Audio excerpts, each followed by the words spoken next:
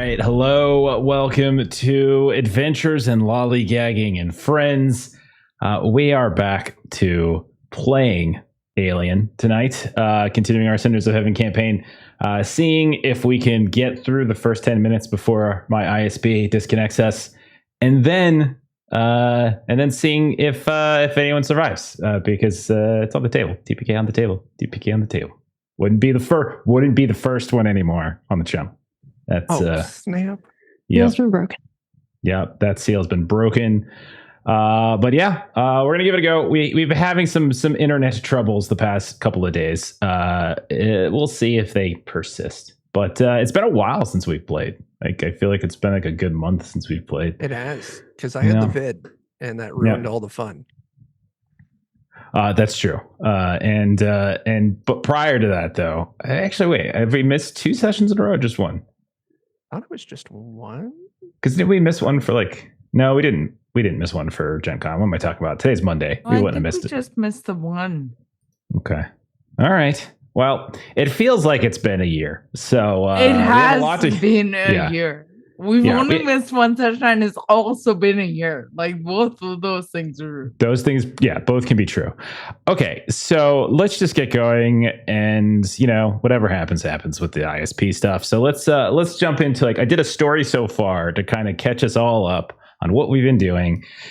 Essentially this chapter in its entirety. So this is like when you're watching Supernatural and you get to, the last episode of the season, and then they do the special music, and then it comes on and they give you the entire story from the season. That's basically what this is going to be. So just to catch everybody up, we are on a remote moon in a binary star system, and this whole chapter has been centered around the colony of New Joy. It's a tri-sponsorship with ICSC, GES, and Seegson. You all have been playing characters that work for Seegson. And days after the main settlers arrived, you all were sent out on a survey crew to explore this icy moon that you are on. You were specifically tasked with going on a fairly lengthy excursion out to the western coast of the continent that you're on.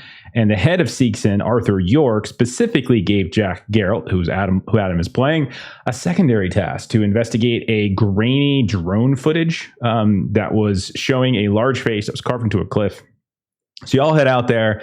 The moon's fauna has been trying to kill you. Space wolves, space turtles, space frogs, space jellyfish, flying space snakes, and swarms of tiny space crabs. We're very creative in what we call the fauna here. You discover it's easy to remember. You also discovered a dead human body that was hanging from a rocky edifice at one point, and then you also found a makeshift hut along the shore where apparently 2 of Seegson's advanced team, that's a team that was here with the Working Joes prior to your arrival, had separated from the main colony, and they were kind of hiding on the coast near some hot springs. Later, you went to the face and you discovered that it was an ancient alien compound that's been long abandoned. And inside, these big-ass aliens, 10 feet tall aliens, were experimenting on the various flora and fauna of the moon, and somehow died in the process. The trek was fairly dangerous. Clock was ticking because this particular moon, the night phase and the day phase are multi-weeks at a time. And you all have been traveling during the day phase, so the night phase was imminent. So you started to return trek. And at this point, you'd only lost one of your scientists in the most hilarious way possible. You lost one of your Working Joes in that same way. You had a second malfunctioning Working Joe.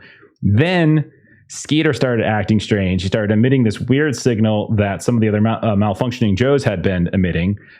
Michelle, who's no longer on the screen for a reason we'll get to in a second, checked on him, and it appears that he was possibly some kind of advanced synthetic made to impersonate a human. And while the crew was arguing over what to do, Skeeter fled. And then when you all decided to go after him, the rover exploded, and that killed Michelle and the other scientists. And you're fairly unsure of what to do at that point. And now you didn't have a rover, so Chris, Jack, and Scooter, you eventually brought Skeeter back into the fold. Night fell. You started walking the remaining miles in the ice and the snow and the darkness, and then you discovered when you got back that you weren't the only ones who've been having a bad time, as the colony itself had suffered just absolutely terrible fate.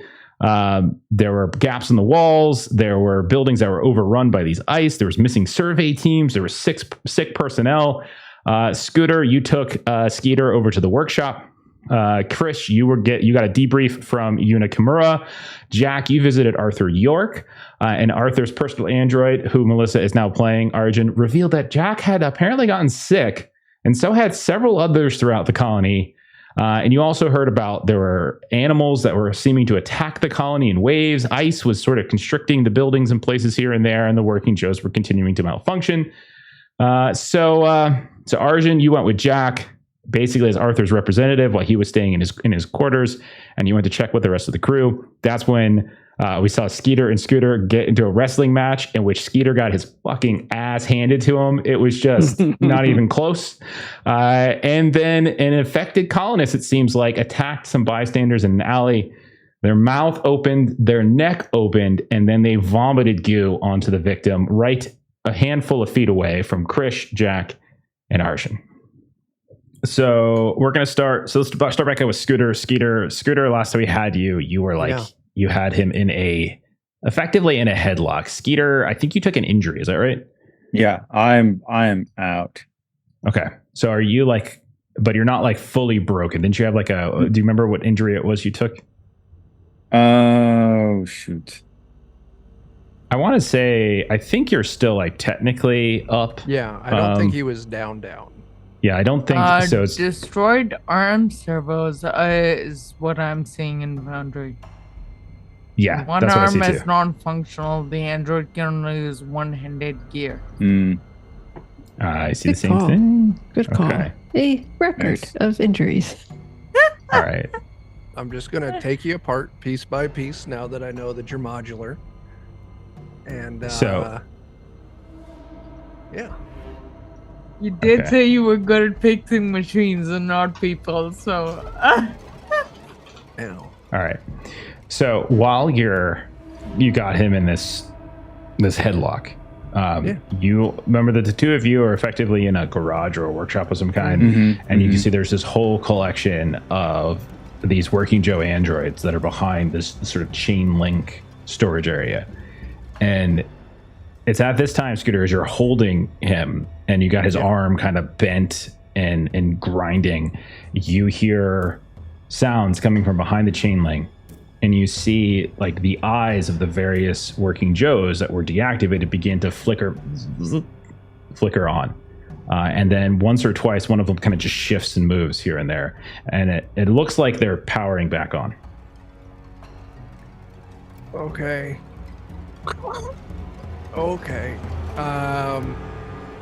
Yeah, so I'm gonna go ahead and give Skeeter a little lay down suplex. And then I'm gonna, because it's inside this shop behind chain link fence that I see them waking up. You do, yeah. Yeah. I'm gonna give him a lay down suplex, and hopefully the working Joes don't murder me. Okay. So you just lay down, you hear crunch, Skeeter. You can definitely feel that you are effectively like immobile at this point, and his strength is probably keeping you down. You do notice though that at least 3 of these Joes that were previously like deactivated or inert in some way are beginning to like stumble forward, and 1 or 2 of them fall, and like they look like they're trying to get back up, and as they do, their head turns off to the side, their eyes glow bright, and you hear coming out of their mouth, which then comes out of the second one's mouth, that same glitch sound that you have all have heard multiple times at this point. And then the second one does it, and then the third one does it, and then 4 or 5 more in this array of working Joes. You see their lights flicker on in their eyes, their mouth opens up, and then you realize there's one more place it's coming from, Scooter. It's coming from the mouth of Skeeter as you look down at him. Yeah, because he was starting to do that and look up at the sky when we were entering. So, God damn it. I'm gonna find that off button. Just, it's somewhere. I don't know what to do. I'm gonna punch him, knock him out, maybe. Okay. Take his head off. I'm gonna take his head off. That's what I'm gonna do. Yes. So we can keep doing that. So you can roll an attack, and then Skeeter, if you wanted to defend, you can roll your defense. like to block. I mean, you could basically roll because basically roll close you have combat. him. Yeah, because we're essentially in a grapple right now. So, Oh, that was terrible. Wow. for the first time, Skeeter might actually be able to break free. He might. Did it roll? I'm not sure if it did or not. Scooter. I see scooters. I don't see skeeters. Okay, let me try clicking it again.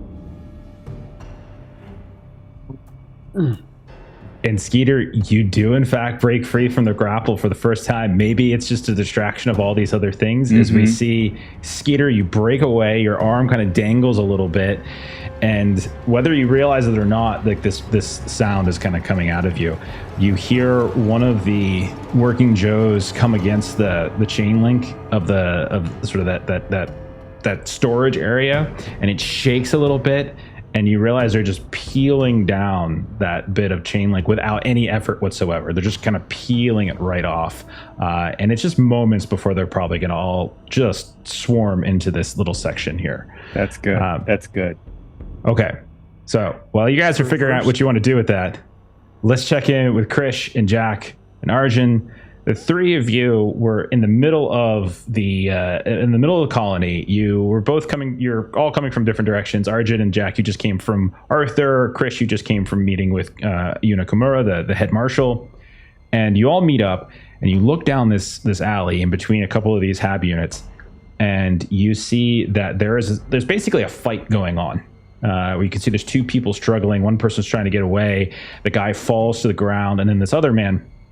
You can see he's kind of a fairly large and imposing man, kind of flops down on top of him, and that's when his mouth opens wide. His neck, like vertically, just seems to open completely. Like his chin just disappears in the whole process, and this flood, this torrent of this light blue-white goo just vomits down onto the person at this point. What do the three of you do? I think I'm pulling up my gun and trying for a headshot. Okay. Yeah. Go right ahead. You can take that shot. I'd like to know if this is something that can happen. Like I would say, shoot it as I'm trying to like assist with a command roll. Like, is that a thing? Okay. Yeah. So like I haven't dished out the cards. So because I'm fine with you all just acting in whatever order you want in this case. So if that's the case, if Jack, you're effectively trying to help her, you can go ahead and roll your command to see if you can give her effectively a bonus. Okay. It'd be a ranged combat for this? Yes, it'll be ranged. Hey, I got one. Nice. Nice. Okay. So then... Oh, shit. I'm so sorry. I didn't add my thing. So for the future, you can just roll from the weapon. So the weapon itself, whatever it is you're shooting with. Sorry, it's been a minute. Yeah, it's been a while. Let me just roll from the gun. And you got your +2 from Jack.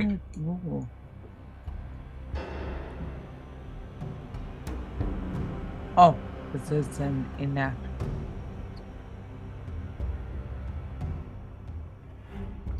What do you? I'm no worries. sorry, Jeff. Give me just my thing is just not responding. What are you trying to roll with? Because what gun do you actually have? I'm trying to roll with the 12 gauge pump action. Okay. Which is currently an inactive weapon. Okay, so we got to. All right, so the first thing we got to do is we're going to make it active, which is what I just did. So you have to, that's what I was trying to. Yeah, now you should be able to roll it. So that means you get up into short range, take a shot. You do. That's a success. So it's going to do 3 points of damage to it. And so as you come up to it, you're within relative short range. You take a couple steps down the alley. You fire at it. You see this huge chunk of its flesh, its armor, its clothes kind of erupt. And that goo that was pouring out of the guy's throat and the guy's mouth, you can see kind of erupts wherever you shoot it and kind of flicks around onto the ground. And it's at that point, they look up at you. And there's effectively a triangle from beneath the nose, where the nose has kind of been ripped off to the side, the entire bottom part of the mouth, and then all the way down into the neck. creates this giant maw, and that's where you just see dripping from it is that goo. But you also see it looks like there's some kind of calcified bone or teeth as well, and it's creating this triangular-like mouth. And it is now aware that you're here. Arjun, I'm going to say you can go first before this thing retaliates, and we'll say that's probably the order. We'll go Jack, Krish, Arjun, and then this thing will go. I that would is say not enough that to kill it. Arjun would try to just kind of bum rush it. So basically just kind of run straight at it and see if they can just sort of knock it over. Okay, so you rush up, and then you're just going to try, because most of the time you can't, most of the time if you're properly programmed, synth can't harm humans, but in this case this doesn't really look like a human anymore, like and it a also human. seems like you're defending it, so I think you'll probably be okay to do this. Okay. So run in, so that means you get right up into melee range of it, and then you can go ahead and roll close combat to try to just knock it off of the... Okay. Good gosh, that's no successes. And 7 dice, no successes. Oh, Jeremy man. rule holds. I feel you. Okay. All right. So it's going to then get up from where it's at. It's got this person on the ground who's freaking the hell out right now as they're coated in it. And not only that, but they're starting to like have this convulsion, as you can see where their eyes are, where their mouth is, where their nose is. All of this goo is just kind of seeping into them.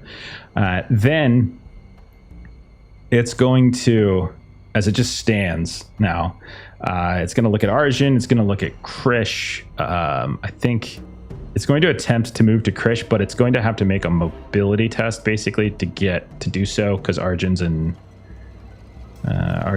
right next to it. So let me give my mobility a roll to see if I'm able to. Okay, I am. So it launches itself in the direction of Krish, which has just shot it with a shotgun, and then it's going to make an attack basically. All right, so one of his arm reaches back. You see that the arm itself is almost like it's a frostburned, like a frostburned hand. You can see there's this like it's like the skin, the bone, all of it's frozen, and it tries to claw through you.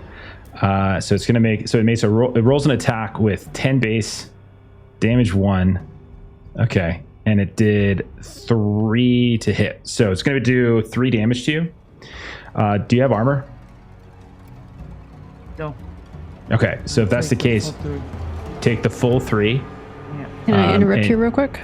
Yeah, go ahead. Because Arjun has bodyguard. Okay. So this thing kind of reaches back as if it's going to attack Krish. And this is something that Arjun can do. So if someone within short range of you is hit by an attack, you can dive in to take the hit. Yeah, so absolutely. Krish was hit, so Arjun will dive in to take the hit. Okay. So I have to roll for mobility. So let me do my mobility roll and see if I slip on the ice again or if I'm successful. No, you're good. I need 2 successes this time. Jeremy rule, I only rolled 4 dice and got 2 successes. Yeah, less dice means more chance. Yeah. All right, so Arjun, you leap up. Right as this thing's about to swipe down, as Krish is maybe like putting a couple more shells back into the shotgun, and then you get between Krish and it, and this claw rakes through you. You see little chunks of like your white synthetic blood kind of start to appear now. You take 3 points of damage, and you have a -1 to your mobility rolls. Holy crap, I don't take any damage? You don't take any. I jumped in front of you. Okay, so top of the round. Jack, you went first, so you're the one who did the command first. I'm going to say that's the case.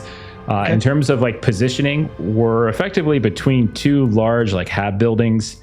And in terms of order, Jack, you're the furthest back, so we'll say you're at like medium range. Krish, you're a little bit further away from Jack, and then right next to you is where Arjun and this person someone who was once a person are now kind of tangled up. So the 3 of you are all kind of tangled up, and Jack, you're a little bit further away. So Jack, what do you want to do? Is there an aim action? There is. So I think it's it's your fast action. You can fast action that, and you get a +1. Yeah. Okay. So yeah, I'm gonna +2. I'm gonna take aim towards the head area of this thing with the revolver that I took from. I'm so terrible at remembering player names. From Michelle's character, Michelle. Yeah. Twice okay. now. That's She's been twice dead a that's really happened. long Yeah. time. It's easy to forget. And so the pistol that I took from Michelle, and aim at it and take a shot. Okay. So roll your shot. At this point, though, there are multiple people that are in kind of right next to it. So you can see Arjun's next to it, Krish is next to it. So like there is that danger. So I think there is actually a negative penalty to that. Let me double check. Been a while too. I'm rusty as hell. Yeah, I think there is. Yeah. I'm pretty sure. Let me double check. Ranged combat. All right, so you're getting a +2 from your aimed. All right, it might be something. I'm trying to remember. Oh goodness. How about -1 per person there? So it's a wash. Well, I think it's because like if you like, there's it's something about if you fail, like you hit them. I think if I recall correctly. Yeah, something like that. Let's see if I can find it. Looking for. I could be thinking of a different one of those games too. So Yeah. because I get all the Year Zero games confused.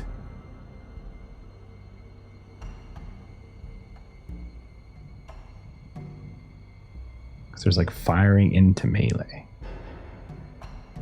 Where is it?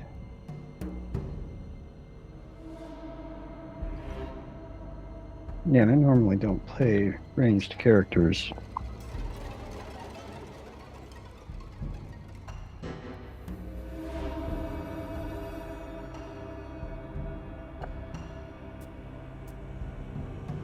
What's the question? What happens if I miss when firing into melee? Oh. It works in DCC, but it's not a lot of good here.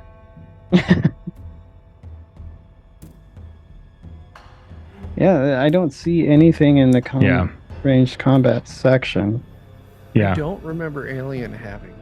I don't remember either. I always get them all confused. Yeah. So let's just say, But, let's just say you're taking like we'll just say if it kind of the aim shot minus the like because you +2, the people kind of congregating around there are -2, so we'll just say that. So it's a wash, and so you don't get any penalty from shooting. That makes sense. So here we go.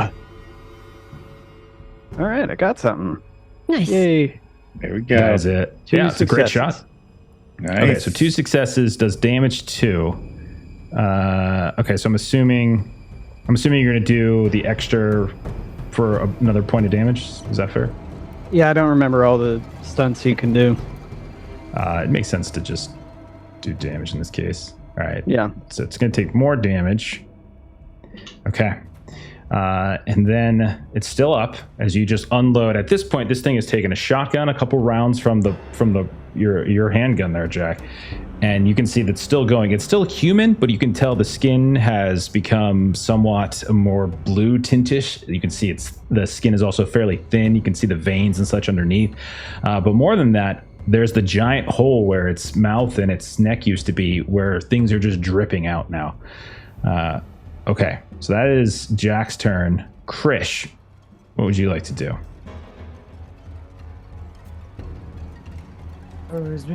I'm gonna take a reload with my fast action. Okay, I don't think you need to reload unless you... Oh, great. Did you? Because in Alien, I remember this. Like you only run out of bullets if you rolled if you roll a face hunger on a stress that's die. exactly right. I'm sorry, guys, because it's been a minute. That's all good. How dare you not memorize every system and always retain everything? I mean, that's what I do. Fact. I pretend that I do at least. Okay. So just 3 successes. okay. That's going to be, unless I go crazy, get on Nice. over here. Might. Okay. I Yeah, did. shotguns do have a hard time against armor. Yeah. So That is, so you're going to do 3 points of damage just from the success. You have 2 extra successes, so you could do 5 total damage. Even with my armor, that's not enough to actually save him. So as you fire in with this second shotgun round, you just open this this chasm in its chest, and you realize like all of the bones and stuff have just ripped apart. And as you're looking down, as the body falls and begins to drip and bleed everywhere, there's really not a whole lot of red left, right? You don't really see blood expelling from this body. You don't really notice, like, just peeking at it, like it even though it has the shape of a human, you can tell it's gone through some massive like transformation of some kind.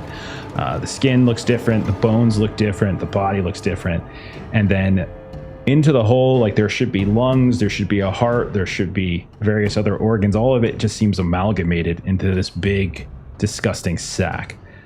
However, it does not seem to get back up. The person Sorry, down... I need to interrupt. Does it have bones at all? It does. It just looks fucked up, or it's like totally liquid? It just looks like everything is shifted a little bit. So like where ribs are, they're kind of torn and they're sort of twisted and moved around differently. It's like they've been through some kind of transformation. So not everything is where it should be, even though outwardly it basically looks like a human still wearing their clothes. Looks like they have some GES gear on them, and their face has obviously been destroyed by this ripping of the mouth, but otherwise they do seem to be at some point they must have been human. The other person who got vomited on a couple feet away is getting up right now and is in this panic state, just like, what the fuck was that thing? And they're wiping what looks like this goo off their face, but as they do, it's like sticking to them.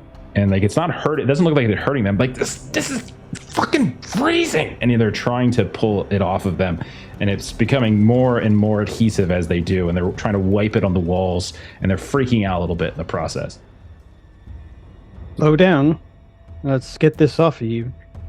But we don't want to keep moving it, because look, the more you move it, the more it solidifies. Okay.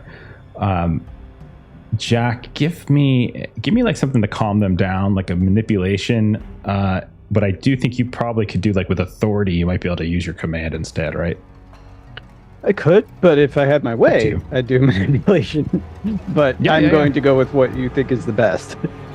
It's really up to you. Like, you're just trying to calm this person down. So whether you're like commanding them to do so, or whether you're just trying to like empathize with them and calm them down emotionally, whatever you think. Let's go with that one.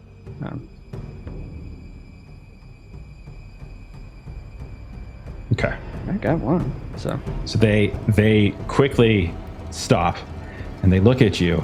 They're like, it's just, oh God, can you get it off? Is it bad? And when you look at, like, it's all over their face. You can see one of their eyes has sort of been jammed shut. You can see it's in this little flecks of beard. They probably got a little bit in the mouth. And it's covered all over the body as well. It's quite prevalent. We should get you cleaned up right away. And I'll turn to Arjun and I was like, you take care of Arthur, right? Yeah, Arthur's resting. I need to see what I can figure out with this. And so while you were kind of taking care of the human that's there, Arjun was kind of turning their attention towards this thing and really kind of looking at this to kind of answer the question of, like, what is this? What's happened? So that's kind of what Arjun would have been focused on while you were attending to the human. So I'll take him to, like, a shower. Okay. While Arjun is doing that, and, like, try and get some lukewarm water at first. Okay. It isn't really painful for them, and then try and warm them up. All right. But I do not touch them at all. Okay. So you tell them to get up, and you kind of point them where to go, and you're essentially trying to direct them to one of the HAB units. Okay. Krish and Arjun, then, what are you doing? There's a big body in the ground. Like, it's right here. There's that blue stuff pooling. If you recall, the colony is not in great condition, where a lot of the buildings have suffered damage. Basically, there's some holes in the walls, some walls of there's gaps there as well, and you have heard that many people are either missing or some of the other survey crews never came back, and it does seem like there is a little bit of chaos going in terms of who's in charge. But right now, you two are right here as Jack tries to direct this person somewhere else. What are Krish and Arjun doing? So Arjun has the analysis skill. So Arjun feels like this is their responsibility right now, is to examine this body that's in front of them and can kind of gather any information that they can.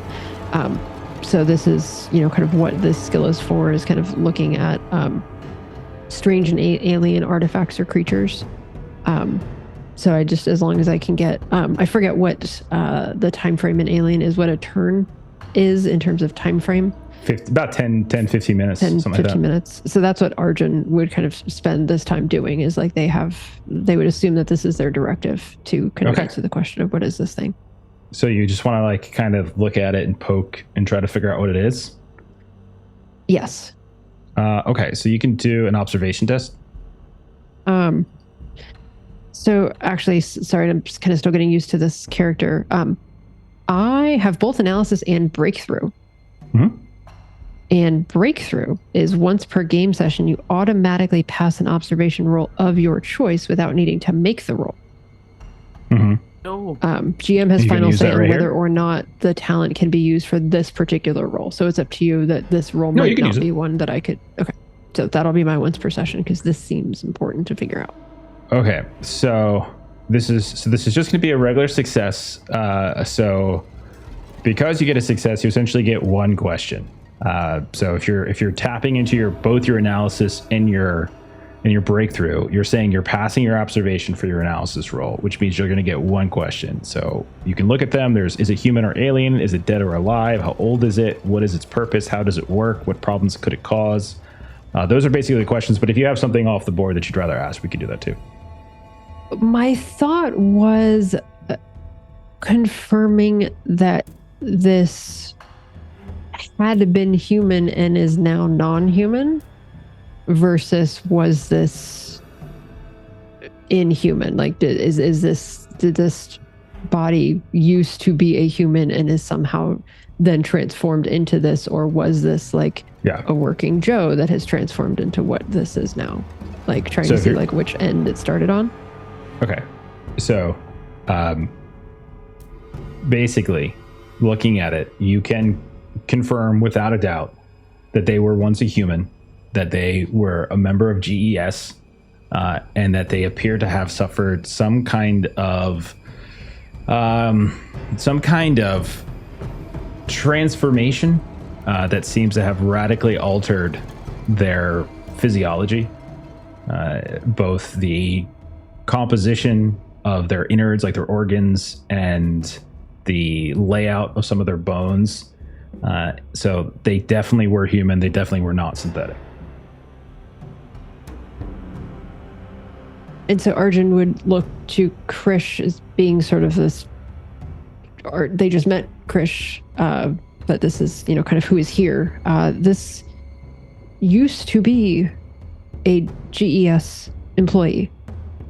And at some point, this is what they have now become. We need to figure out. That's transmitted? Is it airborne, or is it just puking? I have no idea.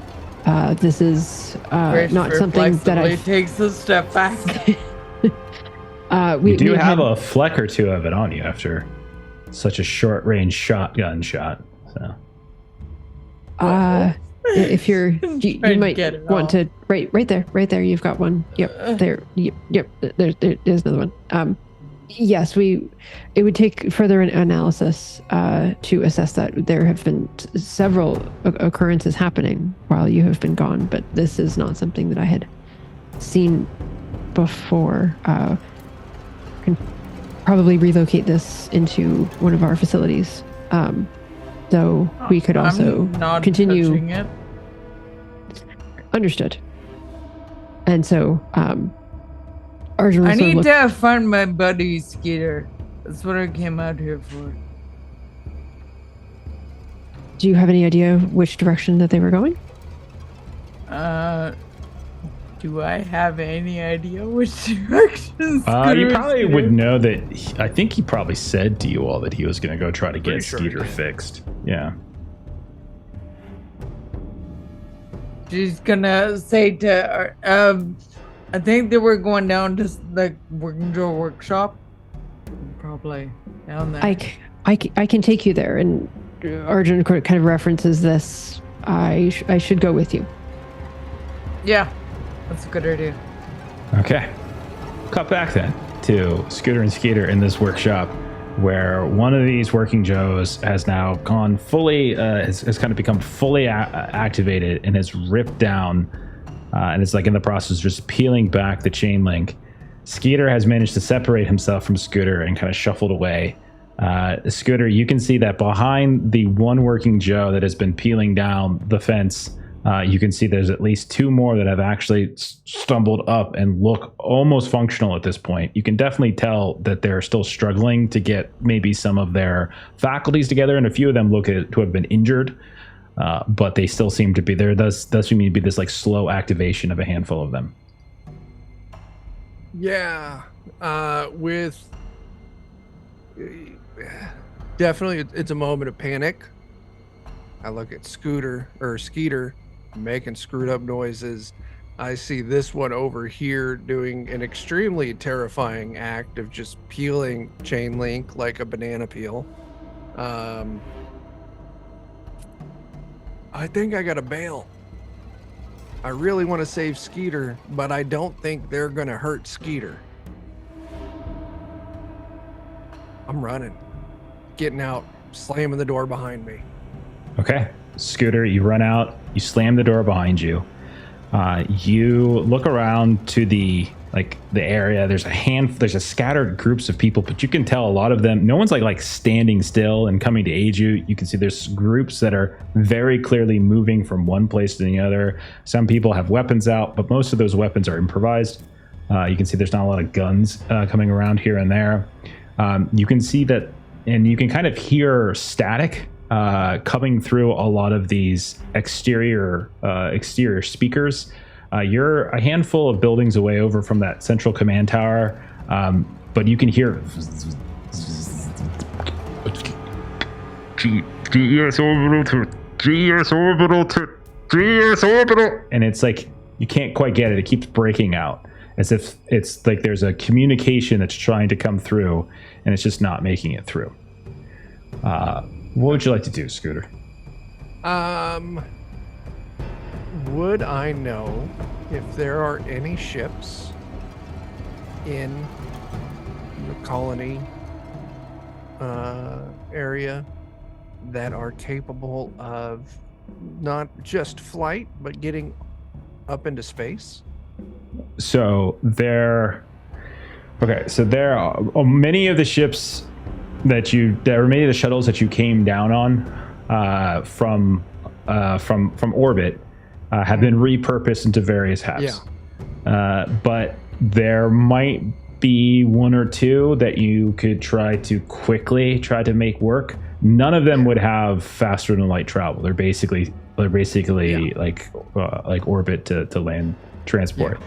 The ship that you came on, the colony ship, is being repurposed in the orbit as into a basically a helium-3 like atmospheric mining station, like up by GES. Yeah. Like that's what they're doing, and that would be the only one that you would know of that would have like cryo chambers, long-term travel, that kind of stuff. Yeah. I'm gonna go to where those ships are, the ones that I might be able to get up. Okay.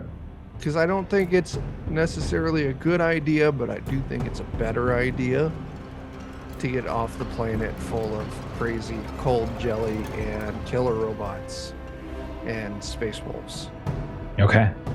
So you head over towards like where you think the there's because the other types of like air transports there are essentially for scouting, for like they can go out, you know, up into space. So it's really just, are there any still here?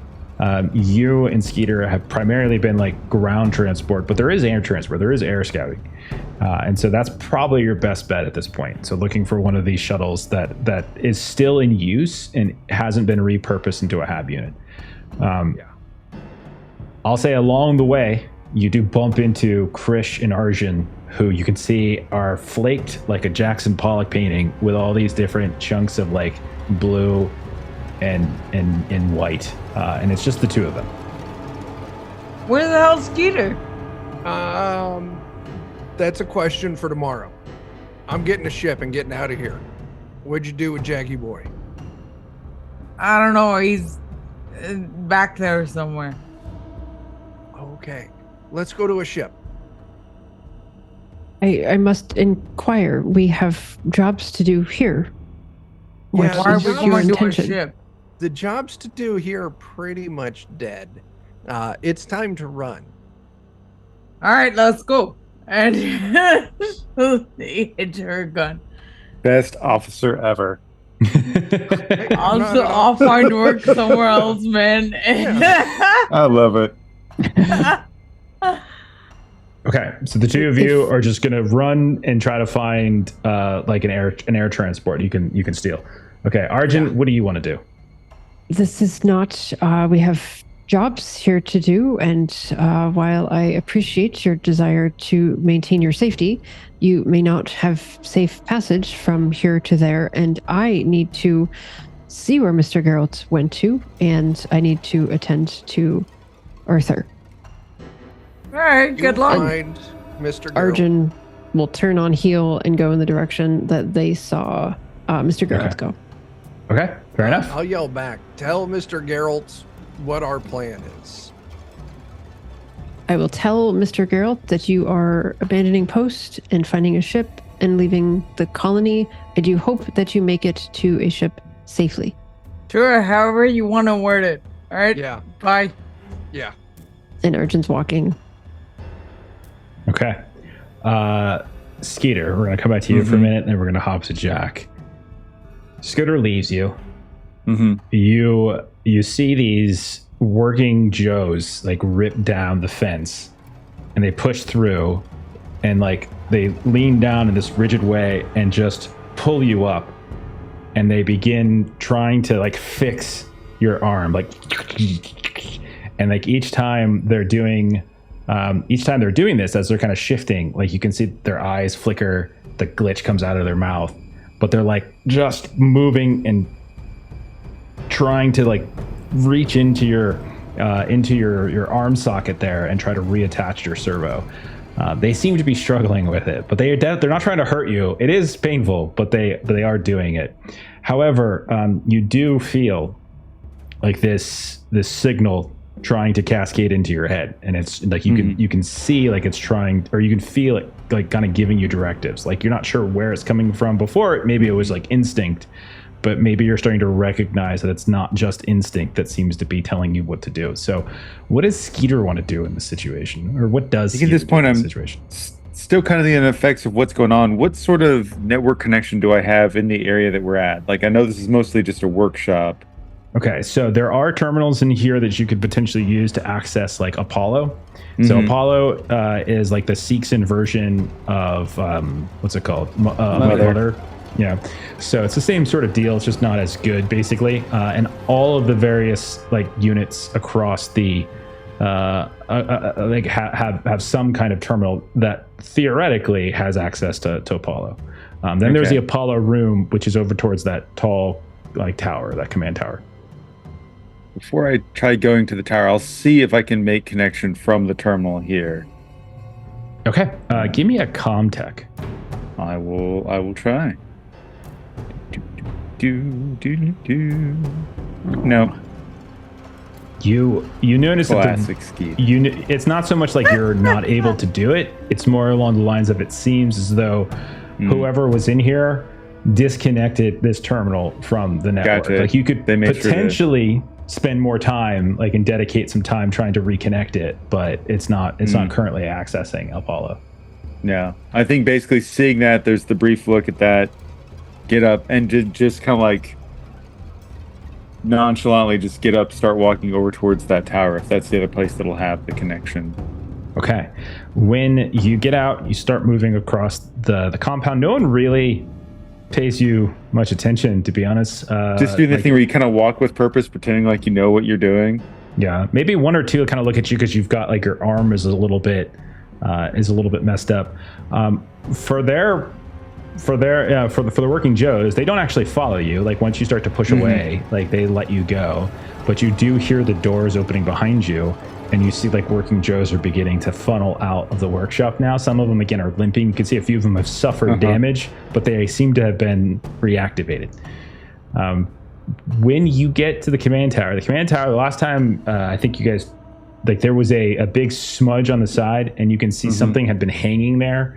It suffered some kind of damage. You're not sure what. Just like with Scooter, you can hear coming out of some of the speakers, like, GS to new joy quality, GS quality. And, like, it's this sort of muddled attempt. And once or twice you hear, like, GES orbital to new joy colony, and then it kind of crackles out, like, as if it's just, as like communications are being partially jammed or something's interfering with them. So that's what you see when you come up. There doesn't appear to be active, like, marshals here. Most everyone that you recall when you first came here were on the walls and things, and there just seemed to be a very skeletal crew of folks that just looks to be techs and stuff like that. So what do you want to do, Skeeter? Trying to get in there, like, while nobody's really looking. You know, test to see if he can just get in without having to hack into anything, and if he can't, then at that point, try to just do so again. Like, at this point, like, with time being potentially limited, it's just the sort of thing you just try to look stone-faced and look like you're supposed to be there doing what you're doing, but just do it and don't waste time. Okay, give me a what should we call this? Give me, like, a I don't know, do a manipulation test just to sort of, just give me a manipulation test. It's just to sort of make it look like you're supposed to be there. Okay. Skeeter doesn't succeed rolls.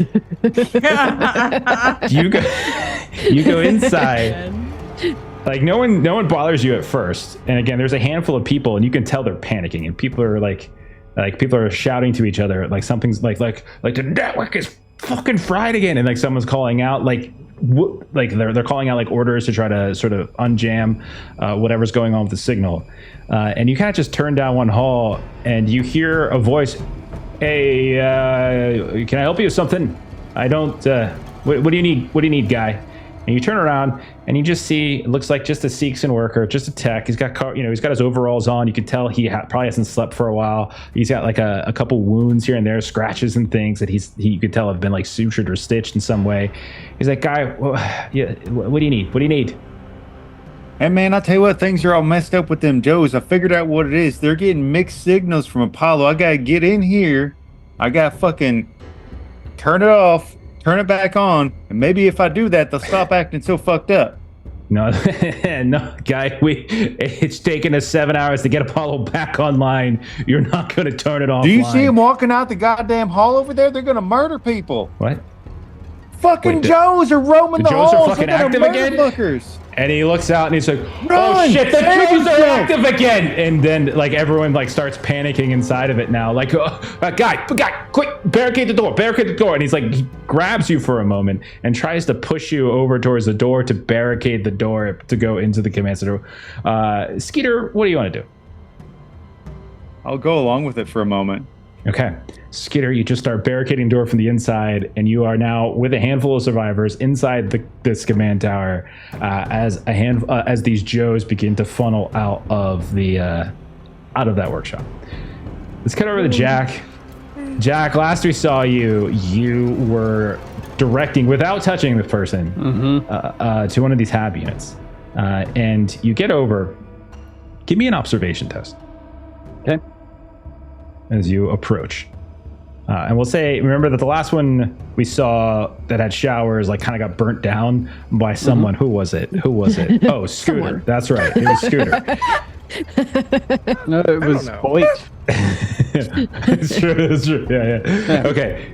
So Jack, you notice as you come up right as this victim's about to reach out and like hit the panel on the door, you notice something. And you notice one of those like cables of ice has come up and over what looks to be the hab building itself, and you can tell that there are cracks in the exterior, like whatever kind of substance, like the steel and such that they're using, is like kind of crinched down a bit, and cascading out from that larger ice cable are these tiny little tendrils, not unlike the one that's latched around Scooter's neck inside of that alien compound. And you see that right as this person's about to hit the Wait, stop. What? I can't see too good. That's I can't okay. see too good. That's okay. Just take 2 steps backward. Okay. Backwards? Okay, Yes, I don't sis. feel so good either. And they turn back around to you, and you notice like their face is just like the jaw is kind of changed a little bit. Like it's like drooping almost. It just feels like the jaw structure and the chin structure isn't quite what you thought it should be. Yeah. So do I know of, like, obviously we got here by being cryogenically frozen. Do I know of any like cryopods within the vicinity? Not the only one that might have one is probably Arthur might have one. He might have something for stasis, but it's less cryo and probably more like an auto dock bay. Like he might have that. But like I was saying to Scooter, the cryopods would be up in the ship, like that is now being converted to an orbital mining platform. Listen, we need to get out of here. Let's I don't feel get. good. I start I'm backing up. Sick. Oh, hey, are you still there? I can't see you. And Hello? since you can't see me, and it's obvious that this is happening, I'm going to quietly step around them, and I'm going to mercy kill him. Oh God. Okay. Yeah. Okay. Touching the goo. Okay. Give me. No, like with the gun. Oh, okay. Damn. Got it. Just Give me a checking. range Just combat checking. with a +2, since they're blind and you're like they because you could tell whatever the goo that was on their face, it was covering one eye, but it's almost like it's growing over top of them. Yeah. Yeah. Go ahead and roll range combat. Take a +2 since you're basically point blanking them from behind. Sorry to make you do that. It took every ounce of willpower for me to not kill them like 20 minutes ago. Yeah. I got 1. Okay. That I'll say, because you're specifically targeting the back of their head, and as long as the gun didn't jam, something weird didn't happen, you blow their head off. Like their head just erupts. And as it falls, you notice it's red. Like you can see brain matter and blood and bones still on the ground. So you would guess that if they were infected, maybe they haven't fully made the transformation that the previous one made, but you can tell that there's blood in the ground. Yeah. I just don't know how long it takes, and I don't want to risk it. Oh no, like it totally makes sense. Like you saw the end results of when it was starting. Yeah, like I said, saw beginning and every end. ounce of willpower. Yeah. And, you know, he's not the eternal optimist like I am, so...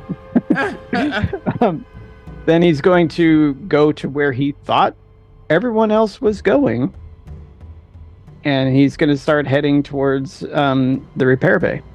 Okay.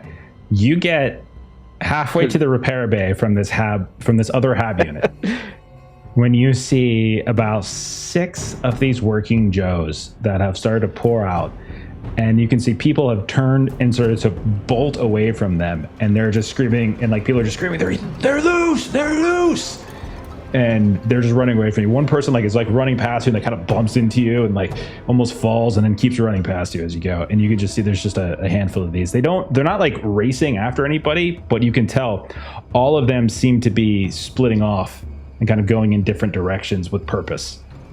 So I scan the area to see if I see anyone from, the group at all. I would say, okay, so Arjun, you were specifically going to look for Jack. So we can say one of the people, like you feel like a hand on your shoulder and you look and there's Arjun. Arjun, this place is overrun. Arthur is in danger. We need to get Arthur out of here. Yes. You were taking that other one back to safety? It was too late. Already. And so Arjun is kind of running some calculations of like how much time has elapsed from when we saw them getting thrown up on. You may want to stop that. It was evident that they couldn't be saved, and I know that the only cryo stations are up on the vessel above. The only stasis station we have is for Arthur. So I made an executive decision. I'm not proud. Yes, the safety of the rest of everyone else would have been at risk by that individual. So your executive decision makes good sense, Mr. Geralt. Yes, let us go to Arthur. The other two individuals in your group, perhaps they were also going up to that ship. They were going to get a ship, and I was unclear if they were going to a destination of their choosing or if they were going to the ship where the other cryopods are. But let's walk and talk. And we're walking towards Arthur's. Okay. So you hear the sounds of sporadic gunfire here and there as you move back in the direction of where Arthur York's private apartment basically is. Okay, Scooter and Krish, both of you give me an observation test as you leave the sort of centralized area of the colony and you move out to sort of the northeast wing where there's the landing pads for some of these shuttles. And let me know. Nothing from me. Yeah, I pulled 3 successes, but also a face hugger, so now I've got a triple. Okay. I mean, you did just abandon your brother, maybe, kind of, sort of, who knows? So, yeah. When you come around the corner of a building, you look out, you can see that there is what looks like a fire on its way out on one of these landing pads, and like this the wreckage of one of these shuttles. But you do notice that there does seem to be another one intact. And there's like about 4 or 5 people that are around it right now that are, you think, maybe going through the motions, kind of the same thing that you guys are doing, trying to figure out how to make this thing work or whatever it might be. You also notice with your extra success, because I think you got 3, right? Got 3. Yeah. Scooter, you notice sort of flickering around them, like kind of almost hidden or camouflaged in the snow around them. It looks like there is a pack of those space wolf creatures, those kind of lizard-like ones, and you can see they're slowly kind of circling around this group of people who are all tending to this shuttle. Those working on the shuttle don't seem to notice them. I would give Krish what my approximation of like the SWAT team stop moving hand signal is, and like find a place to kind of hide. Be like, they're trying to take the shuttle too, but it's fine. They're gonna get cleared out here in a moment. Well, I see his face wolves. You didn't get any successes, so you don't notice anything. Yeah. Okay. Yeah, there's a shitload of space wolves about to eat them. Feel like we should at least tell them. I don't think we should get involved in the fight. Don't get me wrong, but we should tell them. I'll pop out real quick and I'll yell, "Space wolves, run!" one of Yes. the guys turns around like, what? Huh? And right as he turns around and says, what? You can see one of them leaps up, and it's one of the ones that's got like the spikes coming out of its spine and just pounces on this guy. And it just starts, and the others from the pack begin to swarm in, and a lot of these technicians who have been working to try to repair this thing are now literally being ripped to shreds by these various space wolves, as we come to call them, and they're screaming out in pain. The two of you are able to kind of hide if you want. Like, that's not an issue. Like, you're right there. Okay. Yeah, I'm gonna hide. Like, is that what you had in mind? Maybe. It was. Seriously, what the fuck happened to Skeeter? He started making garble noise out of his face, and I tried to stop him from running off. He tried to stab me in the foot, and I almost had him wrestled down. Then a whole flock of working Joes came to life and ripped down a bunch of fencing trying to get me off of him. So I had to run. Skeeter's fine. They're not going to hurt Skeeter. Well, Jackie Boy walked off with something that was definitely going to kill him. So he's That probably sucks. dead. Yeah, let's get out of here. So I this isn't the way I would have wanted to do it, but the more we talk, the more I think we should get a ship. Yeah, let's let the space wolves do their thing for a minute, then they'll disperse, and then we'll get on that ship, and I will fix it from the inside where space wolves can't get because they don't have thumbs.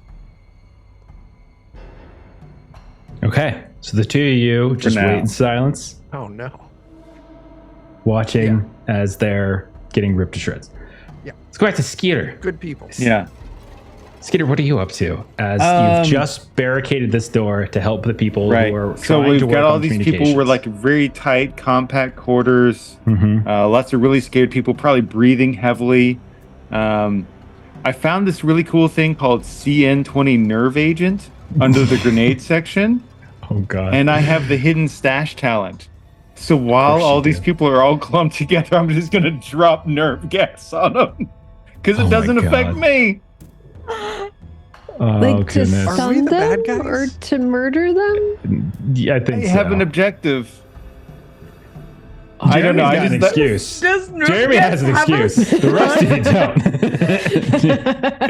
I don't know. I have no clue what it does. I was just looking through stuff. I was like, I don't even know what that does. Okay, It just sounds so- horrible. This Right? deadly I nerve don't gas. know that it has a stun capability. It doesn't sound Well, this is like what it does.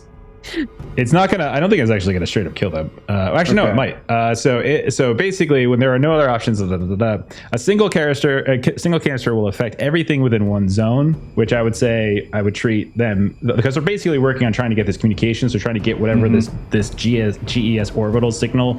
That's what it sounds like they're trying to work on. So you drop it, and it affects everything within one zone. You roll a stress die at the start of each round. And on a 6, the gas dissipates. In a contaminated zone, all humans without a hazmat suit, none of them have hazmat suits on, Right. have to make a stamina roll with a -3 modifier each round before performing any actions. Failure means they suffer 1 point of damage and their stress level goes up +1.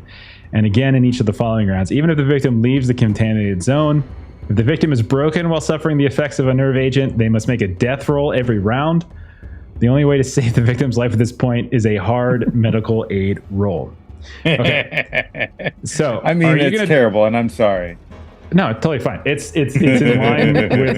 in line with your override directive. Yeah. So, It sounds like you're doing a real good job with that real bad thing that you're doing.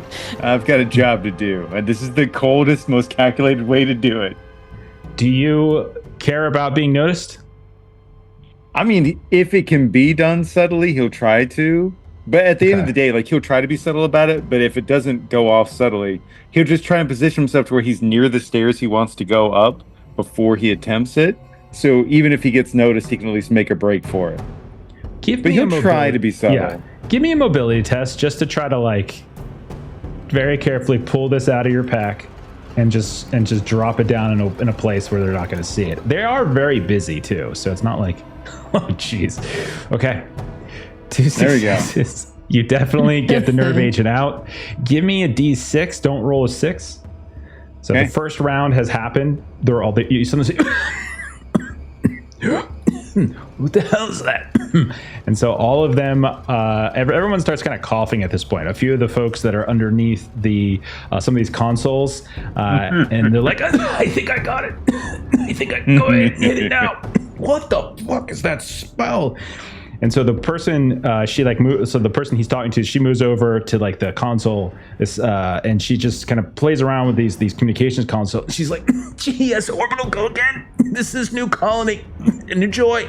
Go ahead." And like they're all coughing, and you can see a few of them are struggling.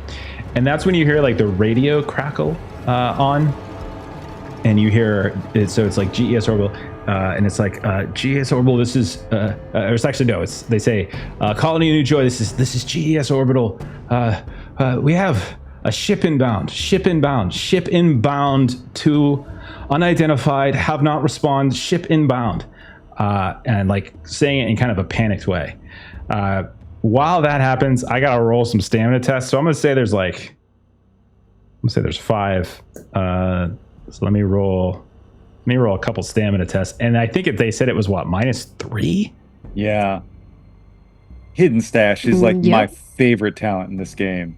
All right, so I'm basically going to roll 1d6 in front of everyone. Whip that out now that we all know that you're Hidden Stash. Every one of them fails. Okay. Oh gosh. Yeah. Well, they have -3 to their roll. -3 to their roll, so yeah, there's not that's much true. they could do. Oh shit, I just closed it down. Where'd it So go? 1 point of damage and stress level +1 now, and again in each of the following rounds. If All they're right, in a broken, round, then it's a death roll. And so they're like, "Oh god, what is that? What the fuck is that? Oh, my throat! Oh, I can't breathe." Skeeter, would you like to do something else in this round? So you hear this communication coming from GES orbital. You see everyone around. Literally everyone in here is coughing and dying in front of you. Skeeter, you get a turn. What would you like to do? I'm hoping that they're somewhat distracted with the whole coughing and dying, and I'll do my best to kind of sneak away and get up to where the network would be. You want to go? So you want to try to sneak back into the Apollo room? I think that's easily done. Even one person now comes over and stumbles past you. It doesn't even pay attention to you. They're like, help me get this open. And they're like reaching for the barricade. And they fall and stumble and they kind of reach their hand up at that point. And you ignore and you just go right down the hall. Yep. Go ahead and give me another D6 as a new round to see whether it dissipates. Just don't roll a 6. Okay, you're good. You're not good at rolling 6s, so this is the perfect device for you. Yeah, there we go. But he's only rolling 1 die. Shut up. Don't jinx me. Okay, one person succeeded, and everybody else failed. Oh, God. You start hearing people fall over. As that's 2 points of damage. Some of them have been hurt. Okay, so you make it into the Apollo room. I'll say that they've been working on it, so people have kind of been coming and going from it. So I'm going to say the door that would normally be secured is probably not. You can see the main interface for connecting with it. This is like the primary interface. You know that the servers are probably buried underneath, but you are in here. There's nobody else in here with you. You hear people screaming and panicking back out in the control center. What do you want to do there, Skeeter?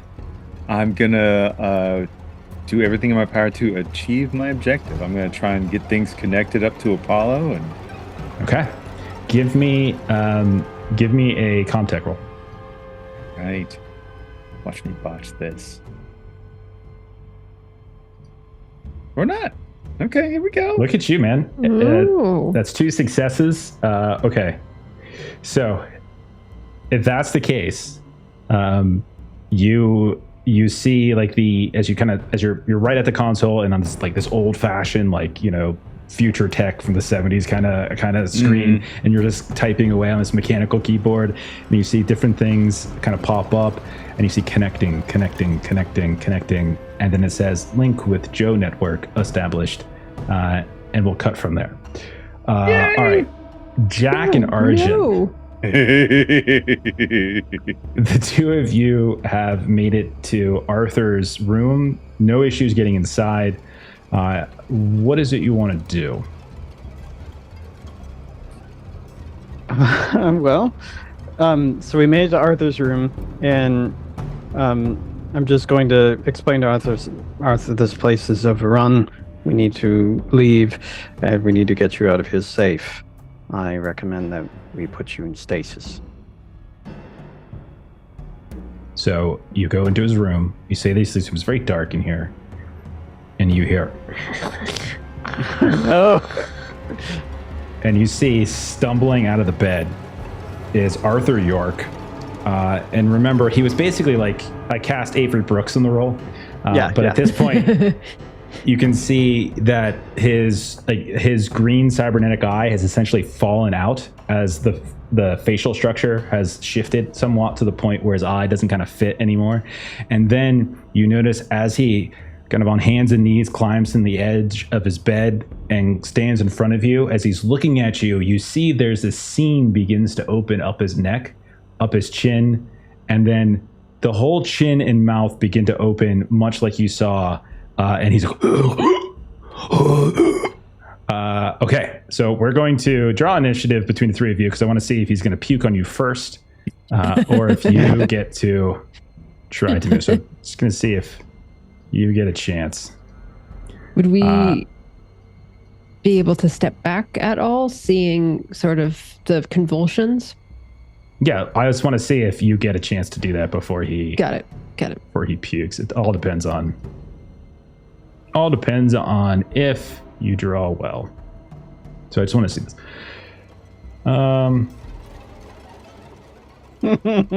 Okay. No. You both can. You both do actually get draw before him, so you can step back.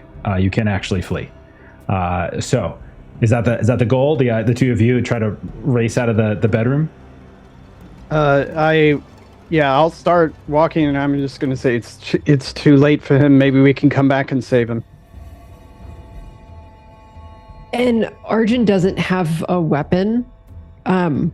We should probably do as you did to the other one. But Arjun seems to be struggling that this would be something that Arjun would be able to do, and Arjun doesn't have a gun to like shoot him in the head or anything. They're much more durable in this state. Much more dangerous too. Then run we must. Okay. Yeah, so the two of you run out of the room through the public room, and then we'll say you try to get out. He starts chasing you. And so he's and he's just kind of knocking this over, knocking that over. And I'll say before you guys are able to escape the entirety of the apartment, he's going to get one attack off. And he's specifically going to go for Jack because Arjun is the synth.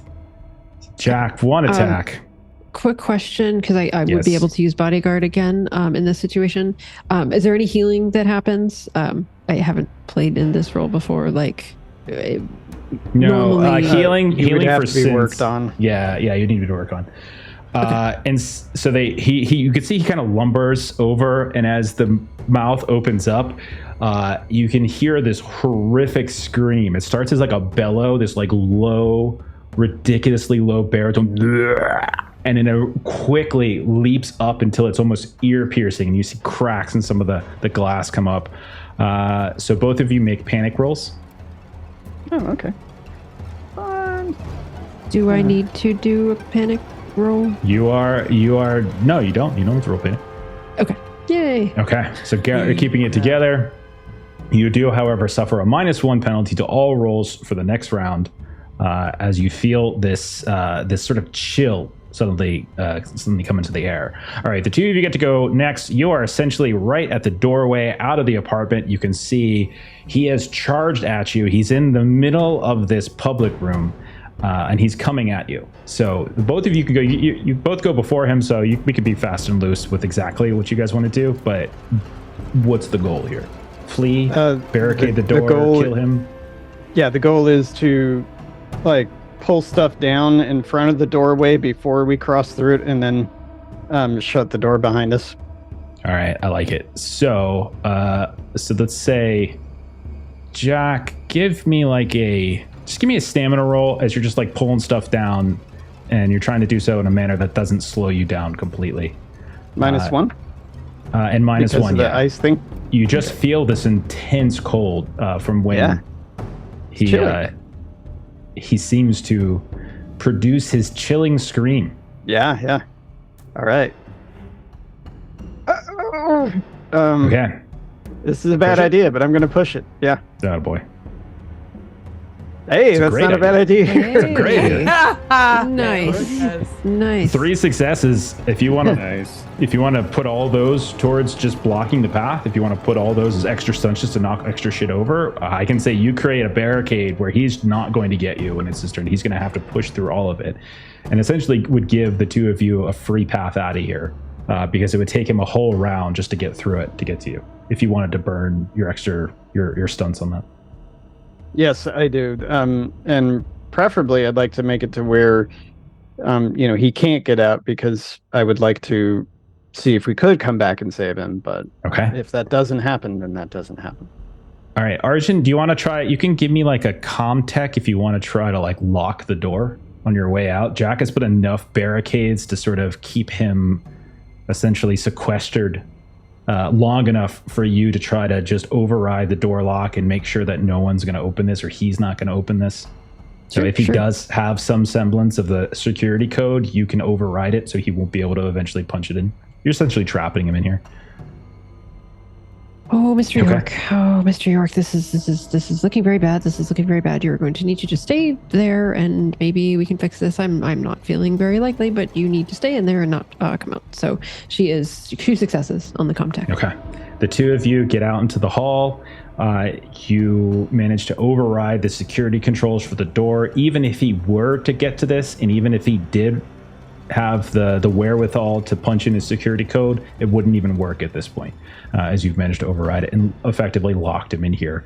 So unless he jumps out a window or something like that, he's definitely trapped in here. Okay, where do the two of you want to go next? And then I'm going to cut. We need to find the others. We need to leave. You said they had the idea to leave, so let's see about going to the shuttle. Yes, perhaps we can make it back up to as they're repurposing the other ship, and ensure that they are aware of everything that's occurring here. With haste. Okay. Over by the ship, Scooter, Krish, eating some popcorn, watching these people get ripped to shreds by space wolves. At a certain point, you notice that they stop moving, and they are very much dead. However, you do notice that one of them, when they died, like there was like a little burst from their body, and like this goo, much like you saw Krish in the alley, bursts out, and all of the wolves rush over towards it. And like all 4 of the wolves are drinking essentially from the same water dish, are just sort of into the torso of the one that kind of exploded in that particular way. And they are near the shuttle, but not right up against it. What do you two want to do? First, I'm gonna sort of grab Scooter by the arm, and that's the infection thing. That's the infection thing that's probably killed Jack Boy that we fought in the alley. Yeah. Let's Okay. get onto the ship. Yeah, let's go wide around it. We'll do sneaky. Get onto the ship. Yeah, I think we both have the idea of like trying to sneak on the ship without alerting the wolves. Yeah. But I'm not super confident that we can do that, so I'd like to have my gun out and ready to take a shot. Okay, so give me mobility rolls from each of you as you try to carefully and quietly sneak around the ship and get on without alerting these 4 wolves that are using this torso as a water dish. Yes. I get 2 success. Success. Okay. So the two of you sneak around. You see blood all over the place. You smell the fire dimming down from the other platform.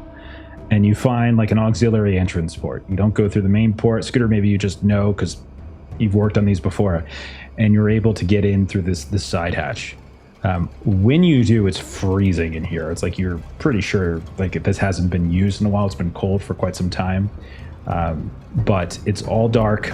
It's not a shuttle that's going to get you to a different system. It's a type of shuttle that could get you to the other side of the planet or up into orbit, and that's about it, right? What do the two of you want to do as you get inside? It's completely dark. I am going to try and get power going on this.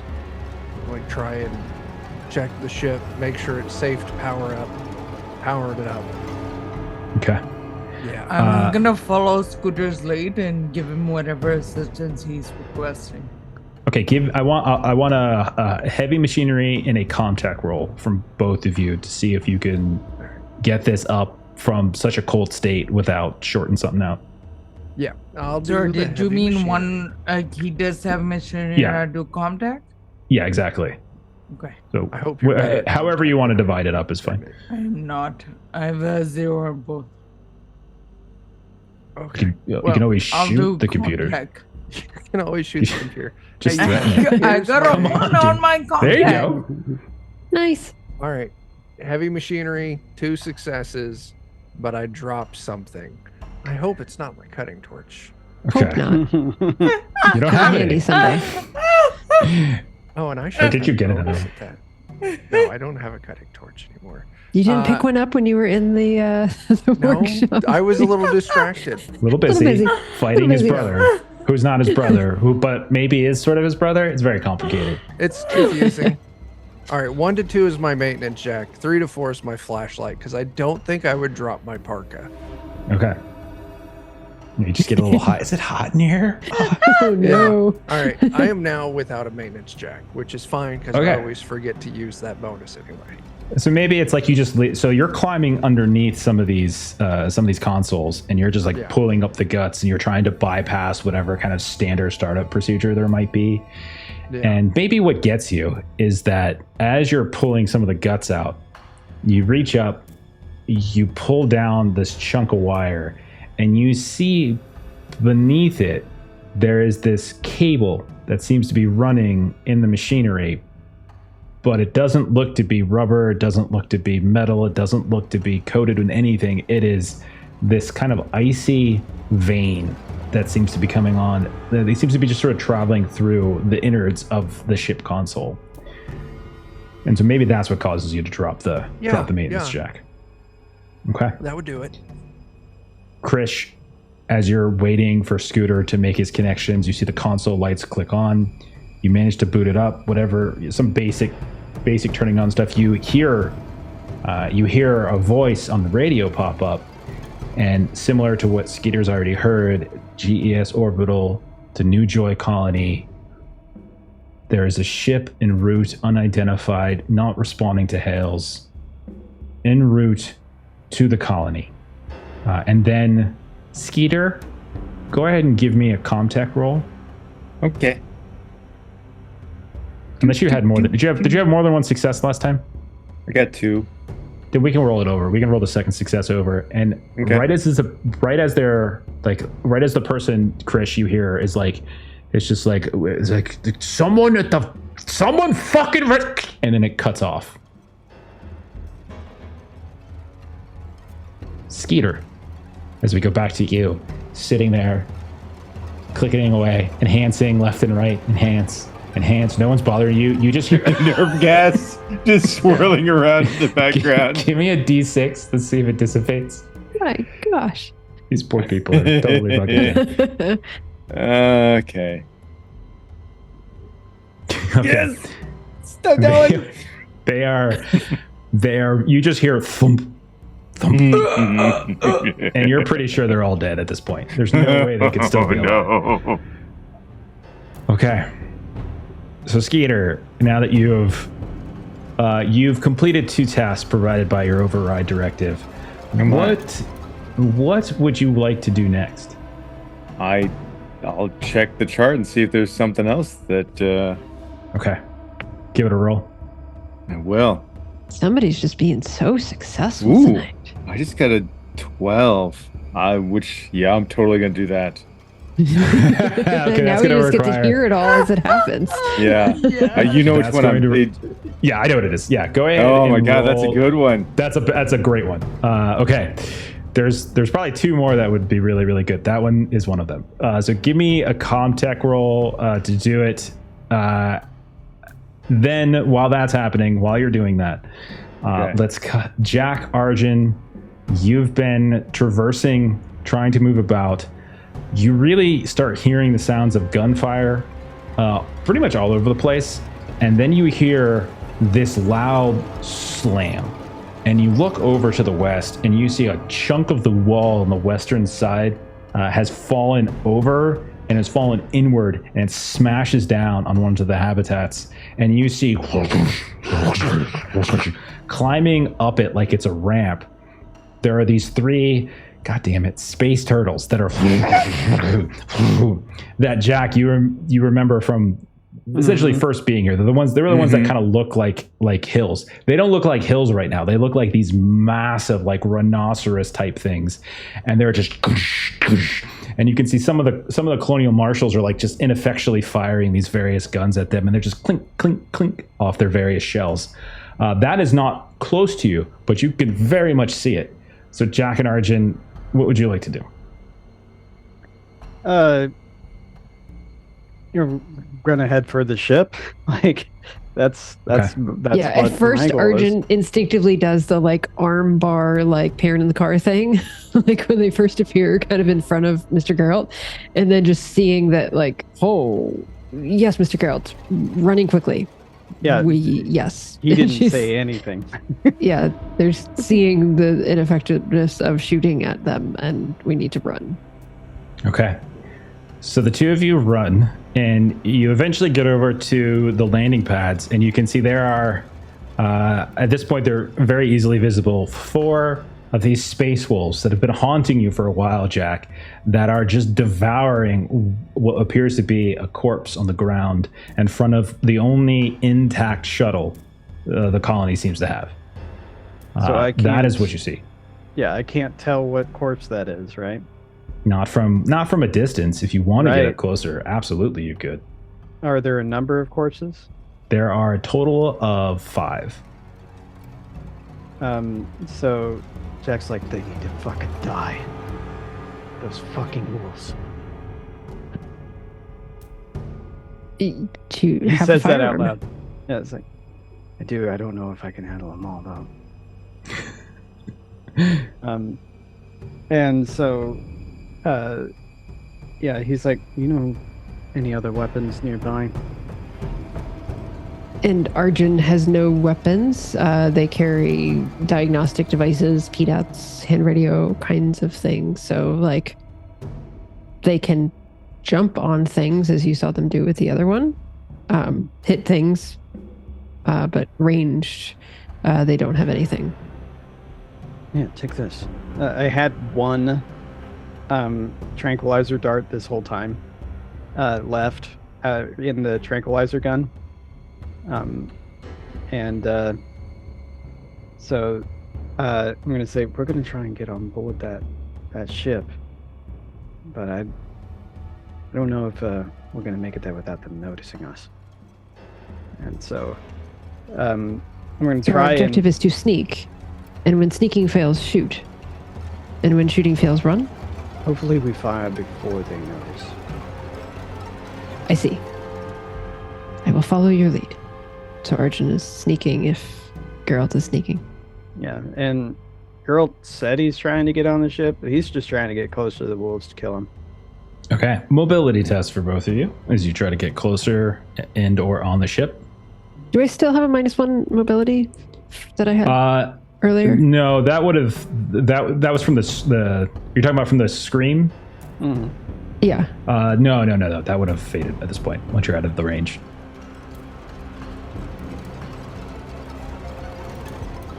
That's a fail for Jack. Do you push? Push. Yeah. You could do it. Success for Arjun. 1 success. Okay. So the two of you managed to sneak around. Jack You could, if you wanted, make it around the right-hand side of the ship and maybe find a different way in. Or you could try to get closer to the wolves and get a closer look at this corpse. It's up to you. Yeah, sure. We could take a little bit closer look at the corpse. Okay. When you look out, it definitely appears to be somebody who is wearing Seegson gear, but they have essentially, at this point, been ripped to horrific shreds. You can see that there is not blood so much as there's like this kind of bluish goo that's spilling all over the place, but all of these animals are just like kind of lapping it up and lapping it up. And as you do, you can see like their spikes are like actively growing. Like they're getting larger on the back of their spines. And with 2 successes, I'll say you get close enough that you can see that if you burn your other stunt without them noticing you yet. Yeah, let's do that, because if I put 2 and 2 together, then I can figure out that it's not my people who I think are friends, but aren't really my friends, because I've never really had friends. Oh, We're talking character, not... of course. But yeah, so as soon as I realize that it's not them, I kind of cool down a little bit, and I'm upset because, you know, they're people that were dead, but they're full of the blue goo, so that's kind of easy to dismiss. And so I'm going to try and get on the ship. Okay. So you start to climb into the ship and you can hear voices and movement inside. You can see light kind of flicker on. And that's when you notice Krish and Scooter are inside as well. So the 4 of you now are inside. As you see Arjun and Jack, Krish, Scooter, you turn back, you can see the 2 of them stumbling in right as that radio signal, Krish, that you heard cuts out. Holy shit, Jack, boy, you're alive. All right, wouldn't I cool. be? Well, we gotta go. So, Go clock. Close hood. Good job. And Arjun will turn around and try to, if there's a like hatch to close behind, Arjun will take care of that while they're reuniting. Okay. So you close up the hatch, and the 4 of you are inside of a shuttle. You hear the sounds. Well, I guess you probably wouldn't hear them anymore because all the shuttles are closed, all the doors are closed. But you did notice that the colony is essentially just going to shit right now. What are the 4 of you doing? Can I get the ship in a way that it would be able to take off? Yeah, I mean, you made your rolls, so as far as you know, it's been turned on and it's ready to fly. Yeah. Arjun, we'll need someone to go out and remove the landing chucks before we take off. Is this procedure? It is, yeah. It keeps it from shifting forward or backwards on takeoff.